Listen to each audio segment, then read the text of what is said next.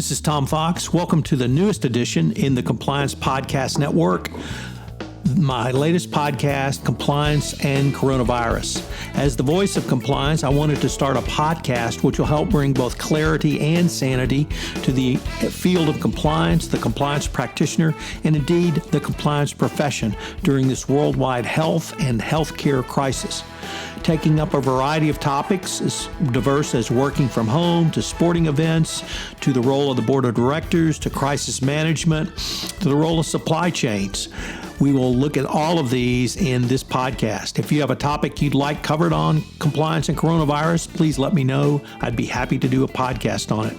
We will post on Tuesday, Wednesday, and Thursday at 9 a.m. Central Time for the foreseeable future as we navigate our way through this incredible crisis. First, a word about our sponsor, SAI Global. With the coronavirus and COVID-19 pandemic continuing to change rapidly, trust and integrity are paramount to business continuity preparedness. SAI Global is here to help compliance and risk professionals facing these challenges, including unprecedented business impacts from employee well-being to disrupted supply chains. SAI 360 is a cloud-first software and modern ethics and compliance learning platform designed to help you navigate risk from every perspective. To learn more about how you can protect your business operations and workforce during these uncertain times, visit saiglobal.com/risk for free resources, expert guidance, and industry-leading technology. Thanks again to SAI Global for sponsoring this most important podcast. In this episode, I have Sundar Narayanan, and we consider how compliance officers can bring empathy to bear during the coronavirus health crisis and the current economic dislocation. It's a very interesting podcast. I know you will enjoy it. Check out the links in the show notes. Hello, everyone. This is Tom Fox back for another episode. And today I have with me Sundar Narayanan. He is a director of forensic services, and he joins us today. He is not in Houston, Texas.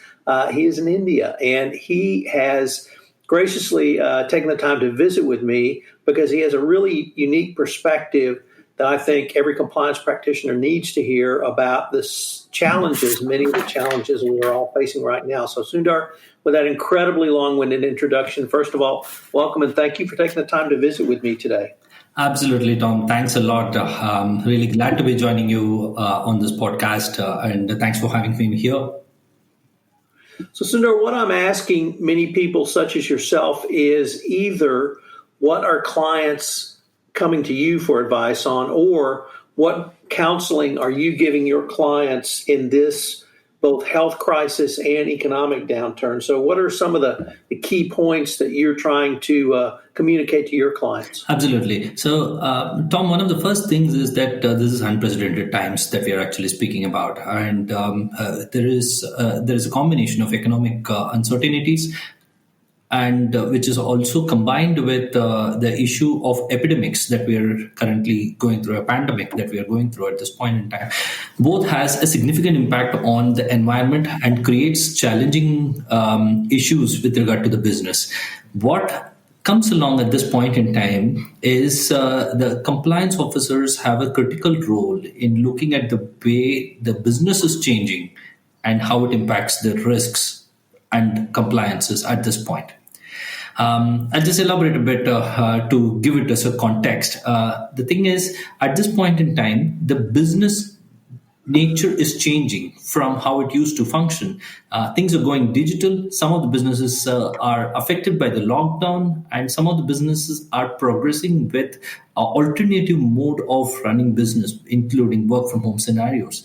All these are new to business environments, or even compliance for that matter. So there are new areas of challenges that are emerging, while the existing areas are either pausing for a moment or are taking a new direction.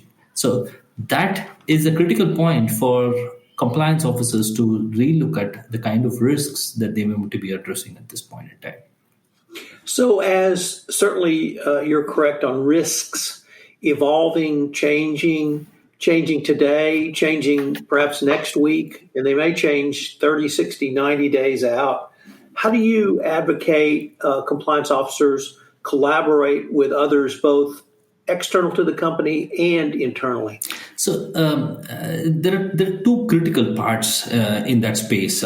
First is understanding the kind of risks that we are speaking about, right? The kind of risks may relate to health and safety, where you may want to work with human resources. And the kind of risk that you're speaking about could be relating to technology, which is data security. Then you need to work with IT security professionals, and the kind of risks could be completely external, which is relating to your, let's say, supply chain or external third-party vendors, as the case may be. So in all these circumstances, there is both internal and external stakeholders involved in this.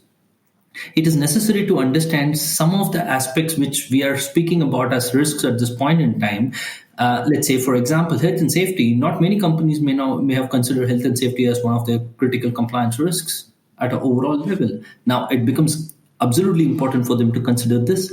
This would mean that they need to interface with external stakeholders. It could be even healthcare professionals in this case, which creates and opportunities for risks associated with dealing with healthcare professionals on anti-corruption side or healthcare compliance side, as the case may be.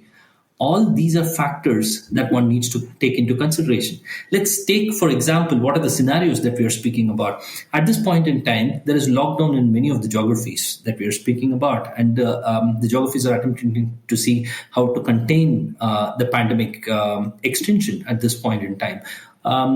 In this lockdown kind of scenarios, there is filtration. There is as constant vigilance on the vehicle movements. What kind of vehicles can move? What kind of vehicles cannot move?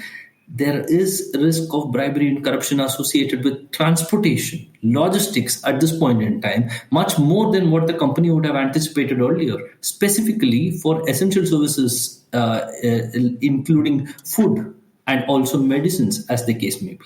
That's an example that needs to be considered. Another clear example is, let's say, because we are actually going through a scenario of work from home environment, there could be issues relating to harassment by team managers on the team employees who are not used to working in remote working environments. That's going to have an impact on compliance, right? This is not that you may not have trained them also. You may not have exposed them to that scenario because that was never planned as a thought. It's in this BCP environment that's working that along.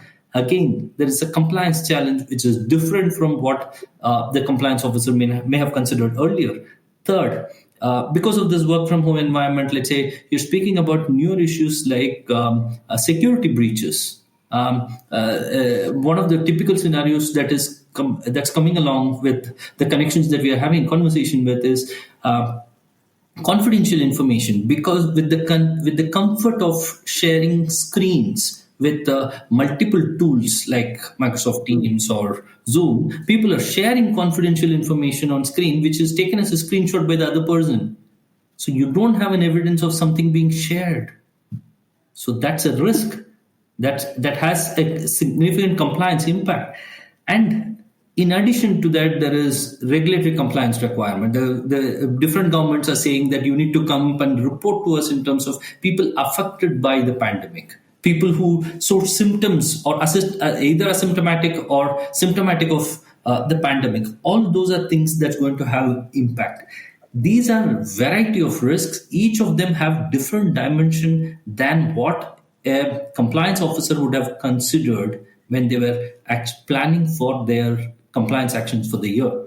And that's where it is necessary to revisit compliance and also work with other stakeholders, be it the stakeholder from human resources, be it the stakeholder from information technology, be it the external stakeholders, marketing, to leverage this time to take compliance a foot forward. Let me pick up on a couple of points you said in there. And I want to focus on third-party relationships. So typically when an American compliance officer thinks of a third-party relationship, they may think of a supplier, they may think of a sales agent, they may think of someone who helps them do business. But I want to flip it around to, if you are supplying goods, products, or services, your third party may be your customer. So you may be supplying goods to me in the United States, and you, as the compliance officer in India, would you suggest that they be proactive and reach out to their customers to talk about some of the risks that you've articulated, confidential information risk, logistics and transportation risks, perhaps some of the medical risks? Do you really think that suppliers need to engage in those proactive communications with their customer base? Absolutely. We need to be very mindful of this particular point that each of the supplier is signing on the dotted line. The contracts have compliance requirements as part of it, and compliance requirements per design is expected to happen in an environment, in a controlled environment. Typically, but that's not going to be the case all the time. In this particular scenario that we're speaking about, it's not in a controlled environment. It's in everybody's homes. It is necessary wherever they see that there is a risk which they will not be in a position to mitigate, or it will be impossible to control with the existing tools and technologies. It is necessary to have a honest conversation with their third parties and get a perspective of what are they doing in this, how are they dealing with this scenario, because it's a collective challenge. It's not an individual challenge that one third party is going to face. It's a collective challenge for everybody. That's a fascinating point, that it's a collective challenge, and that would really indicate to me that everyone up and down the chain needs to be a part of that conversation as well. Would you agree with that assessment? Absolutely. It's no single man's job to actually address this. Let's say it probably needs a conversation with some of the tool providers to see what is that we can do in preventing something like this from happening. If we are speaking about threat of sharing of confidential information, right? If we are speaking about threat of, let's say, healthcare compliance related issues, how do we deal with them? Because of course, healthcare companies would be familiar with healthcare compliance challenges, not necessarily other companies, right? There could be several variety of other companies which are into, let's say, food, essentials, which may be actually interacting with HCPs for testing their own employees, for doing screening of their own employees. Right? Again, there is a HCP touch point. It's necessary to see how these risks are undertaken. So the more compliance officers are able to speak with their channel, it could be a peer group or it could be with their suppliers and customers, as the case may be, it's going to be more collaborative outcome. So let me change the focus just a little bit to crisis management. And typically, compliance is not a part of that discussion. It's viewed as a public relations, perhaps legal, perhaps reputational. But do you advocate that at this point in time and even going forward, that compliance be part of the crisis management planning and solution? Tom, that's an interesting question. One of the things that's happening at this point in time is the differences of looking at whether it is a marketing, whether it is supply chain, or whether it is management, all that is going off. Now, what people are doing, management are doing, is to involve all the senior leaders in addressing a BCP. How do we make sure the business continuity is established? If we see in the past 4 to 5 weeks across geographies, that's what has effectively happened. Compliance officers and ethics professionals are getting a seat on the table to support the organization in sustaining the business continuity. That's a brilliant opportunity to support the crisis and also parallelly earn something much more significant, which is seat at the table. Sundar, unfortunately, we're near the end of our time, but this has been a fascinating exploration. And frankly, I'm going to have a lot more questions for you. I hope you will be able to join me again, because you really brought up a lot of points that I'm not sure American compliance practitioners are thinking about. So thank you very much, and I look forward to continuing the conversation. Absolutely, Tom. I'm really glad that we were able to talk on the show, and I'm really hopeful that together we are able to togetherness and with empathy we are able to get over the current COVID scenario. And I look forward to talking to you on any questions you may have on this topic. Hello, everyone. This is Tom Fox again. I'd like to thank you for listening to this episode of Compliance and Coronavirus. If you have any questions or you have a topic you would like explored on this podcast, please shoot me an email at tfox@tfoxlaw.com. Also, as a call to action, I would ask if you could to please tell one of your friends about the podcast so we can spread the word out about the newest podcast on the Compliance Podcast Network. Also, if you would leave us a rating on iTunes or a review, it would greatly help get the word out about this most important podcast over the next several months. Thanks again for listening, and I hope you'll join me for our next episode of Compliance and Coronavirus. This podcast is a production of the Compliance Podcast Network.